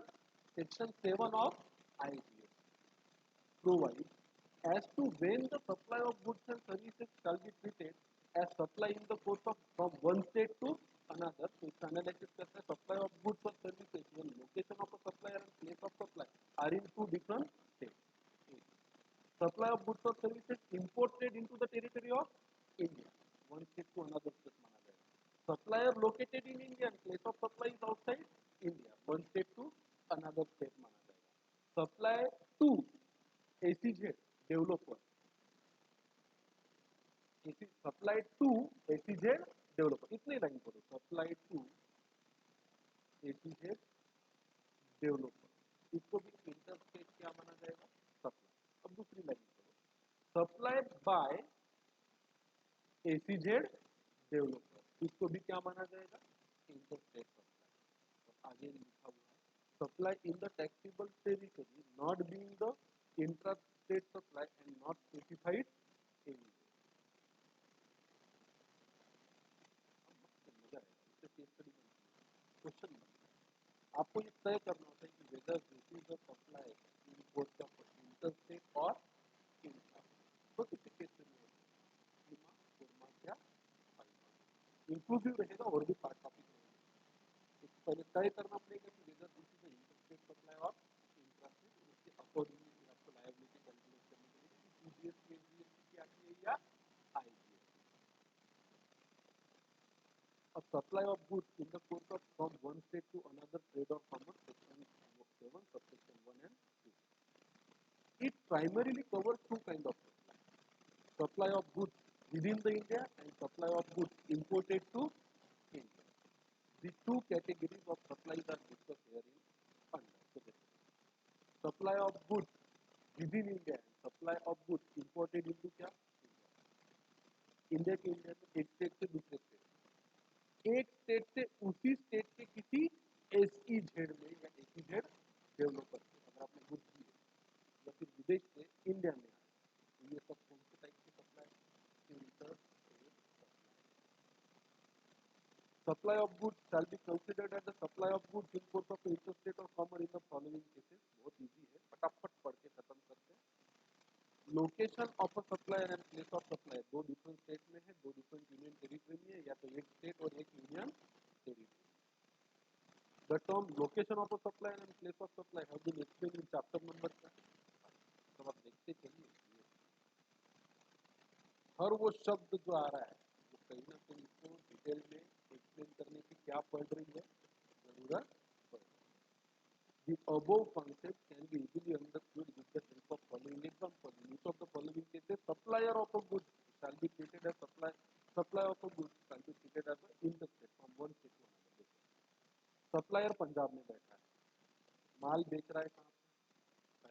कौन सा सप्लाई है? इंटर। सप्लायर पंजाब में बैठा है, माल बेच रहा है दमन एंड दीव में, क्या माना जाएगा? इंटर। सप्लायर कहाँ बैठा है? दमन एंड दीव में, और सप्लाई कहाँ कर रहा है? चंडीगढ़। सप्लाई आउटसाइड इंडिया भी इंटरस्टेट सप्लाई भी माना जाता है। Supply of goods imported into the territory of India till they cross the custom frontier of India shall be considered as the supply of goods in the course of interstate trade or commerce. Import of goods means bringing the goods into the India from the place outside India. So all imports shall be deemed as the interstate supply, and accordingly IGST shall be levied on imported goods in addition to the applicable custom.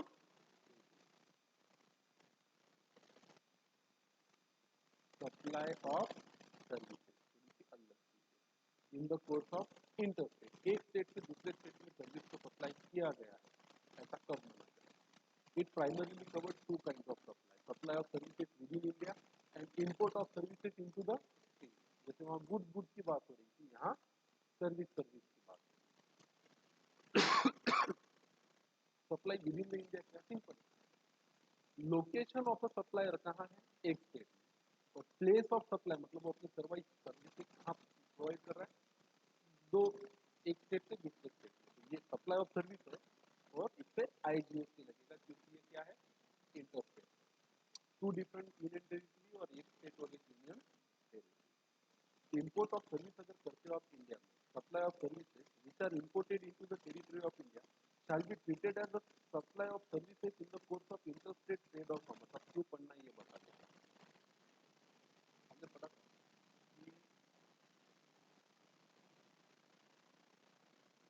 Consideration देखिए, अगर आप furtherance of business के लिए क्या import करते हैं उसको क्या माना जाएगा? अब आपने सर्विस इंपोर्ट, हाँ, अब वो जो अमेरिका में जो बैठा है बंदा, उसने आपको क्या दिया? वो तो आपकी जीएसटी लेके भारत सरकार को देने थे, तो मुझसे जीएसटी किसको भरना है? आपको, क्योंकि आपका सप्लाई है और आपका टैक्सेबल। अब जीएसटी भरना तो सवाल ये आता है कि सीजीएसटी एसजीएसटी भरो कि आईटीएस। तो ये section 7 subsection 3 and 4, particularly subsection 4 इसको क्लियर कर दें। अगर आपने फॉरेन से इंपोर्ट किया है क्या सर्विसेज, तो इसको माना जाएगा इंटर स्टेट, और इसको लगाना है आपको क्या? आई। Supply of services which are imported into the territory of India shall be treated as a supply of services in the course of interstate trade or commerce. The term import of services have been defined under section 2 of 11 of the IGST Act as supply of a services or any services where the supplier is located outside India and recipient is located in India. अब क्या जरूरत थी इतना ज्यादा detail में? हमें अगर बोल देते थे कि इंपोर्ट ऑफ सप्लाई, तो हम समझ जाते ना कि सप्लायर आउटसाइड इंडिया, रेसिपिएंट कहाँ है? India, and the place of supply of service is क्या? इंडिया। कहाँ सर्विस सप्लाई की गई? India. From the opposite discussion it can be inferred that the import of goods और service shall be treated as interstate supply and will be subject to क्या? आएगी। ये झगड़े नहीं करने चाहिए। रेट क्या बनेगा? सीजीएसटी लगा हुआ, एसजीएसटी लगा, गवर्नमेंट क्या बोलेगी? क्या लगेगा इसमें? आएगी।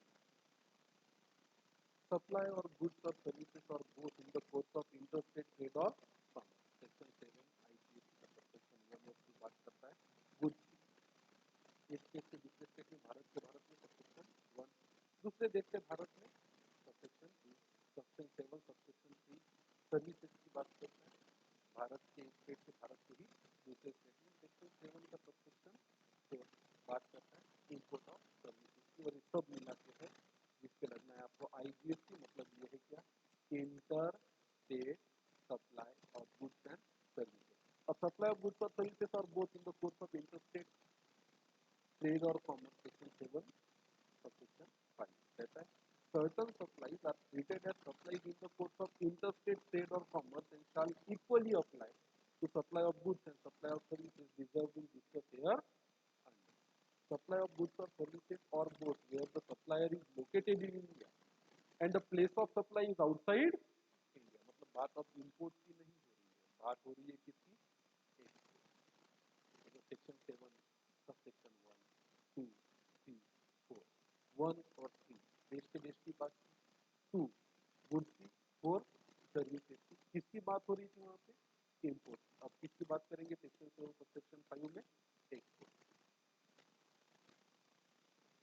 इट इज उसको भी दिया क्या दिया ये हम हिंदुस्तानी है सर्विसेज या goods supplied by a supplier located in India and place of supply is outside India ये अंकल सैम है इसने इसको गुड्स बेचे या क्या बोले बेचे सप्लाई इसको कौन सा टैक्स लगाना चाहिए सीजीएसटी एसजीएसटी आईजीएसटी क्योंकि ये कौन सा सप्लाई है इंटर स्टेट सप्लाई है मतलब सादा सीधे भाषा में एक्सपोर्ट क्या है इंटर स्टेट सप्लाई है It is important to note here that in this case, the location of the recipient is not material to qualify as a supply of goods of interstate trade or commerce. However, such supply of goods and services needs to satisfy some more conditions to qualify as an export of goods and services. जैसे हमने देखा interstate supply वो होता है जहाँ पे location of supplier एक state में और प्लेस ऑफ सप्लाई दूसरे स्टेट और अगर ये दूसरा स्टेट भारत के बाहर कहीं पे भी है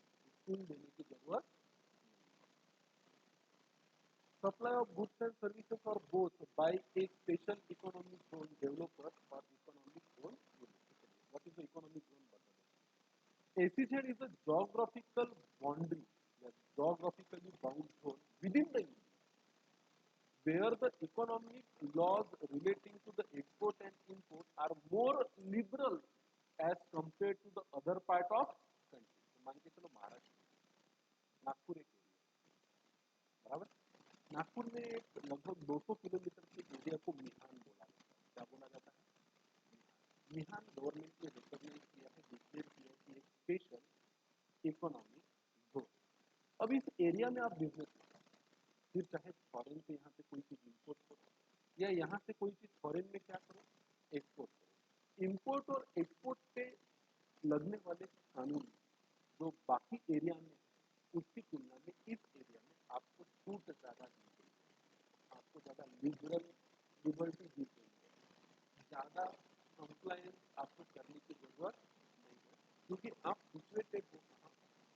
स्पेशल इकोनॉमी उसका पर्पज क्या था कि किसी पर्टिकुलर एरिया अगर आपका बिजनेस कॉन्सेंट्रेट हो रहा है जैसे इंडिया में मैन्युफैक्चरिंग का जो हब था वो कॉन्सेंट्रेट हो रहा था नोएडा नोएडा जैसे पुणे जैसे मुंबई जैसे फिर बेंगलोर जैसे सारे बिजनेस वही करते हैं जितना भी बड़ा बिजनेस एक्टिविटी इम्पोर्ट का या एक्सपोर्ट का वो वही करते हैं और they were not willing to go anywhere else to establish their production government और हर एरिया का बैलेंस जोग्राफिकली डेवलपमेंट होना चाहिए तो उन्होंने क्या बोला कि आप एक काम करो हम नागपुर के पास एक एरिया बना रहे हैं जिसका नाम है मीना आपकी फैक्ट्री कहीं सिचुएटेड है तो अराउंड पुणे एंड मुंबई जैसे आप अगर एक नई फैक्ट्री लगाना चाहते हो वहीं पे एक्सपांड करने से अच्छा गो टू तो बोलेगा हमें वहाँ जाके क्या फायदा मिलेगा तो बोले देखो यहाँ पे अगर आप आपके बिजनेस में इनकम कमाओगे तो आपको इनकम टैक्स देना पड़ेगा मैं एग्जाम्पल दे रहा हूँ नॉट वेरी आपको इनकम टैक्स लगता है 30% वहाँ जाके बिजनेस लगाओ इनकम टैक्स लगेगा 15 वाह वाह वाह फिर कुछ दिनों बाद बोला एक काम करो इधर आपको लगता है इनकम टैक्स 30% वहाँ 10 सालों तक आपको इनकम टैक्स नहीं देना तो लोगों ने क्या अपना सब बोला वहाँ से और इधर आके लगा दिया लोगों ने ऐसा नहीं करेगा ऐसा नहीं करेगा ऐसा थोड़ी करना है कि उधर घाटा करना है और इधर लगा बोले नया कुछ तो दिखे अच्छा अच्छा फिर उधर आपको जमीनें अगर मिलती है तो आपको रेट ज़्यादा लगता है यहाँ ₹1 स्क्वायर फुट से आपको जमीन देते हैं और बड़ी सी जमीन मिलेगी आपको 50 सामने बड़ा से बहुत सारी जमीन पर एक कंडीशन ऐसा नहीं कि वहाँ चीज़ें बनाओ और भारत में बेचो आपको वहाँ बनाई हुई चीज़ों का क्या करना पड़ेगा एक्सपोर्ट आपने कैलिबर है क्या ऐसी कोई चीज़ बनाने का जिसका आप क्या कर सको एक्सपोर्ट तो जिसका जितना था उसको मिला तो इसका इनकम टैक्स बच रहा दूसरा बोले तो आपको पानी के पैसे नहीं देंगे वाह वाह अच्छा चलो बिजली भी आपको आधे दामों पे देंगे बोले वाह वाह वाह ये भी बहुत अच्छा और वहाँ जाके लगाओगे तो और बनाए हुए दूध को क्या करोगे एक्सपोर्ट करोगे बिजनेस को ये तो बहुत अच्छा है कहाँ तक है एरिया तो बोले यहाँ से यहाँ तक इसके बीच में आके फिर बोले और क्या दे सकते हैं बोले चलो आपके दरवाजे तक रेलवे थी तो जैसे तो आपको माल खरीदना बेचना है तो आपको क्या रेलवे ला के देंगे पूरा वहाँ इंफ्रास्ट्रक्चर डेवलप कौन करेगा इंफ्रास्ट्रक्चर इतना सारा डेवलप बोले वहाँ आपको 5 स्टार आता है mall residential colony top quality के कभी ना कट होने वाली बिजली फिर आपके बच्चे स्टाफ रहेंगे इंटरनेशनल क्वालिटी के स्कूल खुलेंगे, इस तरह कैटेगरी के हॉस्पिटल बने होंगे, सब फैसिलिटी मिलेगी, वहाँ जाके क्या करो, वाओ वेरी गुड। और क्या, तो देखो आप यहाँ पे अगर अपना बिजनेस लगाते हो कोई चीज़ खरीदते हो तो मान के चलो 10 लाख की चीज़ तो 12% जीएसटी लगता है, तो आपको 11,20,000 रुपये देना पड़ेगा। हम आपको एग्जाम्पशन दे देंगे, चीज़ें खरीदो सिर्फ 10 लाख रुपये को 1,20,000 ऊपर के देने की जरूरत नहीं, कॉस्टिंग भी नहीं होती है।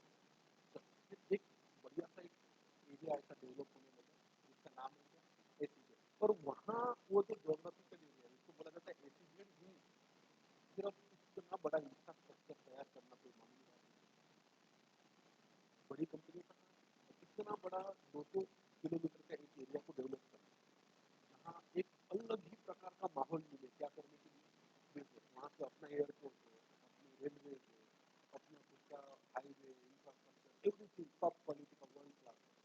फिर इसको डेवलप करने के लिए जरूरत पड़ी बड़े कंपनियों की, जैसे है रिलायंस इंफ्रास्ट्रक्चर, जैसे लार्सन एंड टुब्रो, इन लोगों को बोला क्या आप एक ऐसा एरिया डेवलप कर सकते हैं, हिंदुस्तान में कई जगहों पे हमारे प्लान है, बोले हाँ हम करेंगे, एंड टू एंड हर चीज़ का, वहाँ रास्ता बनाने से लेके तो बिजली का खंभा लगाने तक, तो वहाँ पावर प्लांट लगाने से लेके तो पानी सप्लाई करने तक हर चीज़ बना देंगे, हॉस्पिटल भी बना देंगे, मॉल भी बना देंगे, स्कूल भी बना देंगे, फैक्ट्रियों के लिए कंपाउंड वॉल्स भी बना देंगे, इवन फैक्ट्री कोई सेटअप करना है तो उनको फैक्ट्री भी वहाँ पे सेटअप कर देंगे, कंस्ट्रक्शन भी कर देंगे, सब कुछ कर देंगे, वो बन गए एसीजेड।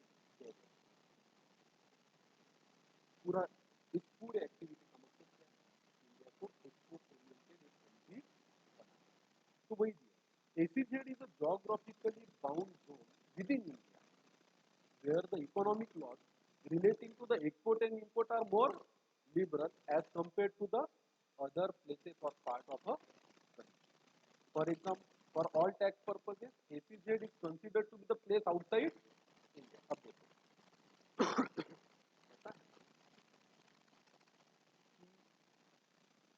कि यूएस में पर्टिकुलर चीज का जो रेट है वो इंडियन करेंसी में 100 रुपीज, तो अगर कोई इंडियन व्यक्ति 100 रुपीज की चीज बेचता है तो इंडियन लॉ के हिसाब से उसको उस पर 28% जीएसटी देना पड़ता है। तो हमने यूएस से एक कॉल आया हमें कि हम एक चीज़ आपसे खरीद रहे हैं, क्या रेट है, बोले इंडिया में तो हम 100 रुपीज इंडियन करेंसी में इसको बेचते हैं प्लस 28 रुपीज उसको क्या लगता है जीएसटी, तो आपको देने पड़ेंगे कितने 120। तो यूएसए के डीलर ने बोला यार बड़ा महंगा पड़ रहा है, आपका टैक्स बहुत ज़्यादा है आपके देश में, मुझे तो पाकिस्तान से भी ऑफर है कि यही चीज़ हमें वो लोग 100 में देने को तैयार है, क्योंकि वहाँ की सरकार ने इस पर क्या नहीं लगाया। तो कॉम्पिटिटिव एडवांटेज लेने के लिए अगर हम हमारे देश का टैक्स एक्सपोर्ट के गुड पे लगा दें तो उनका कॉस्टिंग बढ़ेगा और हमें क्या नहीं मिलेंगे, ऑर्डर्स नहीं मिलेंगे, बिल्कुल कॉमन। तो सरकार ने बोला कि काम एक्सपोर्ट करते हो ना तो मत लगाओ उस पर, क्या मत लगाओ, जीएसटी, बिना जीएसटी जैसे सेल हो टैक्सेबल होता है, जो चीज़ है उस पर क्या लगना चाहिए, जीएसटी, और आप क्या कर रहे हो उसका एक्सपोर्ट, दो चार्ज, तो फिर आपका आपका जो बिल जाएगा सब सामने वाली पार्टी को 128 का जाएगा, कितने का जाएगा 100, कॉम्पिटिटिवली तो उसको कम रेट में पैसा मिलेगा क्योंकि उसको उससे क्या नहीं देना टैक्स। हमारा फायदा क्या है, हमारे देश का क्या बढ़ा एक्सपोर्ट, भले गवर्नमेंट को टैक्स नहीं मिला पर फॉरेन रिजर्व तो मिली, तो फॉरेन करेंसी तो मिला, फॉरेन रिजर्व तो बढ़ा, तो एक्सपोर्ट को इंकरेज करना तो हर गवर्नमेंट का क्या टारगेट होता है, तो फिर एक्सपोर्ट वाली चीज को हम जनरली क्या नहीं लगाते, जीएसटी नहीं लगाते। अब किसी को बोलो कि तो की चीज 28 रुपये जीएसटी लगा के 128 में यूएस में नहीं बिकती तो उसको 28 रुपये मत लगाओ, बट वॉट अगर यूएस वाला बोला कि पाकिस्तान वाला तो ये चीज 90 में देगा, फिर आप बोलोगे ऐसे कैसे 90 में देगा, बोले वो जो चीज खरीदते ना, आपने तो सोने बेचने की चीजें खरीदी होगी ना, उस पर भी क्या नहीं लगता उनको जीएसटी, बोले आपने जो चीजें यहाँ खरीदी थी मान के चलो 50 में खरीदी तो उस पर तो आपको टैक्सेस ही लग गए 30 रुपए के, तो आपकी कॉस्टिंग आ गई 80 की, और आप बेचना चाहते हो कितने में, तो अब आप 90 में बेचोगे तो नहीं पड़ेगा आपको क्योंकि तो प्रॉफिट कम हो जाएगा, तो फिर गवर्नमेंट इसमें भी रियायत दे देती है, अगर आपका यूनिट एसईजेड के अंदर है तो आप जो चीजें खरीदोगे ना इस पे भी आपको क्या चुकाने की जरूरत है, तो फिर वो खरीद तो कहीं से भी सकते हैं, आउटसाइड एसईजेड वाले से भी खरीद सकते हैं, हमारे हाथ में, वो तो बोलेगा भाई मुझे तो एक लॉ बिल्कुल लागू है, कि अगर मैं किसी को बेचूं तो मुझे उससे क्या लेना है, जीएसटी। एसीजेड का यूनिट बोलते हैं कि 100 की चीज पे 28 रुपए जीएसटी लगा के मुझे देगा तो मेरी लाइनिंग कॉस्ट कितनी होगी, 128 रुपये। मैं जिसको बेचने वाला हूँ उससे तो मैं क्या नहीं लेने वाला, जीएसटी। तो ये इनपुट टैक्स क्रेडिट मेरे किसी काम का नहीं है, तो गवर्नमेंट ने उसको भी दो रखा। Supply to SEZ with payment of tax, without payment of, तो कुछ सर्टिफिकेट इशू किए जाते हैं एसीजेड यूनिट गवर्नमेंट के द्वारा। Everything is there in your, जहाँ एसीजेड यूनिट, जिसका यूनिट एसीजेड है, वो अपने सप्लायर को जो इंडिया में है उसको सर्टिफिकेट दिखाता है, बोले अगर आप मुझे माल सप्लाई करो उससे क्या मत लगाना जीएसटी, और आप किसी कानून का उल्लंघन नहीं कर रहे हो क्योंकि मेरे पास परमिशन है, ये लेटर की कॉपी अपने पास है। अब वो बोलेगा कि मुझे झमेले में नहीं करना है, मैं नॉर्मल रूटीन से जाता हूँ, मैं जितना भी माल देखता हूँ उसकी जीएसटी लगाता हूँ, सामने वाले को पैसे देता हूँ, गवर्नमेंट को दे देता, तो उसमें भी रियायत। तो गवर्नमेंट ने एसीजेड वालों को क्या बोला कि अगर आपको ऐसा माल खरीद नहीं है जहाँ क्या लग कर आ रहा है जीएसटी, तो आप उनको दे दीजिए, और जितना जीएसटी उनको दिया है आप हमसे क्या क्लेम कीजिए, रिफंड। रिफंड का chapter, how to claim the, सब कुछ बड़ा इंटरेस्टिंग है। और not just for the academic purpose, these all things are very important for the practice purpose। ये चीज के बारे में थोड़ा सा, तो क्या है ये सब कॉन्सेप्ट का इजी अंडरस्टैंडिंग आपके दिमाग में रहेगा ना। अच्छा, मेरा एक्सप्लेनेशन इजी लग रहा है कि कंफ्यूजिंग लग रहा है? इजी तो अदा यही जरूरी है। मैं हमेशा मानता हूँ कि good teacher is one who can explain the complicated thing in easy. पढ़ के आपको ये लगता है कि फंडा मेरा क्लियर है, that is the advantage of, otherwise तो आप खुद भी पढ़ के इन सब चीज़ों को समझ पाओ। बट एक टीचर का सक्सेस इसी पे डिपेंड होता है कि कितना चीज़ों को आसान करके बता, not to make it complicated करके पढ़ाना मेक नो। आइए आगे। SEZ is a geographically bound zone within India where the economic laws relating to export and import are more liberal as compared to the other part of country. For all tax purposes, SEZ is considered to be the place outside India. तो मतलब महाराष्ट्र के एक व्यक्ति जो बैठा है पुणे में, जिसने नागपुर SEZ को माल सप्लाई किया, तो माना जाएगा कि पुणे वाले ने एक्सपोर्ट किया, क्योंकि एक्सपोर्ट पे आपको नहीं लगाना टैक्स। अब एक्सपोर्ट हो सकता है with the payment of tax और विदाउट द पेमेंट ऑफ, तुम आर्टिकल किस कर रही हो, हम यूएसआर 919 वर्क किया है, था ना ये option, with the payment of tax और without the payment of tax. Boss ने तो बोला ये यहाँ भरो, इसको यहाँ भरो, और अपने घर पे उसको कर दिया। तो अब उसको समझो क्या कर रही थी, मैं क्या कर रहा था इतने दिनों से मेरे ऑफिस में, भरे होंगे कुछ आर्टिकल, भरे तो जा रहे हैं, ये यहाँ आता है, ये यहाँ आता है, क्यों आता है, ये भी इंटर वालों को भी समय लगेगा इन सब चीज़ों को समझने। Any supplies made to SEZ unit या डेवलपर, अब देखो एसीजेड यूनिट और डेवलपर इन दोनों का फर्क भी मैंने क्लियर कर दिया, और vice versa are interstate supply. अब SEZ developer not necessary to be situated in that SEZ particular, इसका हेड ऑफिस बॉम्बे में, बैंड्रा जैसे या अंधेरी या फोर्ट जैसे एरिया में भी। It is noteworthy that the place of supply is not relevant in case of a supply to or from SEZ unit or क्या developer. Further, supply of goods or services or both to SEZ developer or SEZ unit are zero rated supply. Most important mark करो, इसको क्या बोला जाता है, zero rated supply. Actually देखो what is the meaning of zero rated, जिसपे 0% tax लगता है, ऐसा इसका मतलब होता, जीरो रेटेड का मतलब होता है यानी कि zero rated is equal to export. फिर आप बोलोगे सर ये क्यों क्यों यहाँ पे पब्लिक के जैसा जीरो रेटेड लगाया, फिर what is the meaning of 0% GST, तो भाई वो नील रेटेड, वो क्या बोला जाता है, नील रेटेड। और जीरो रेटेड का मतलब क्या होता है, एक बहुत लोग कंफ्यूज हो जाते हैं। 0% टैक्स लगता है, राम ने शाम को बेचा, राम भी इंदौर का, शाम भी इंदौर का, रेट है टैक्स का कितना परसेंट, 0%। तो उसको लगता है कि मैंने इसको कौन सा सप्लाई किया है, 0, वो एक्चुअली नील रेटेड जीएसटी लगता है कितने परसेंट पे, 0। 0 रेटेड सप्लाई मतलब क्या, एक तो फिर चाहे कोई भी चीज करो जिसमें इंडिया में बेचो तो 18% लगता, 28% लगता, 12% लगता या 5% लगता। एक्सपोर्ट करते हो तो उस पर कितना परसेंट लगाना है, लगाना ही नहीं है, तो इसको हम क्या बोलेंगे, जीरो रेटेड। जीरो रेटेड मतलब क्या, एक्सपोर्ट। नील रेटेड मतलब कितना परसेंट, 0%।